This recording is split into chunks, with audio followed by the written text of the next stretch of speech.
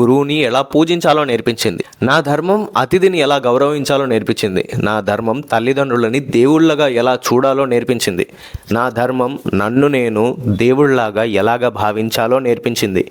నా ఒంటిని ఎలా శుద్ధిగా ఉంచుకోవాలో నేర్పించింది. నా మనసుని ఎలా శుద్ధి చేసుకోవాలో నేర్పించింది. నా బుద్ధిని ఎలా శుద్ధి చేసుకోవాలో నేర్పించింది. ఇవన్నీ పాటిస్తేనే నువ్వు సనాతన ఫాలోవర్ అవుతావు. ప్రౌడ్ సనాతని అని రాసుకోవడం వల్ల ఎలాంటి ఉపయోగం లేదు. అంతేగాని సనాతని అని ఇన్స్టాగ్రామ్ నేమ్లో కానీ వాళ్ళ యూట్యూబ్ పేరులో కానీ పెట్టుకున్నంత మాత్రాన అతను సనాతని ఫాలోవర్ అవ్వడు. So you need to check, you need to recheck who is who, what is what.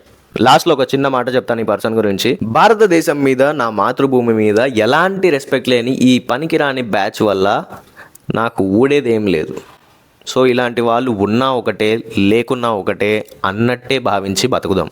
Survey జన సుఖినో భవంతు, లోకా సమస్త సుఖినో భవంతు. వందే మాతరం. భారత్ మాతా కీ జై.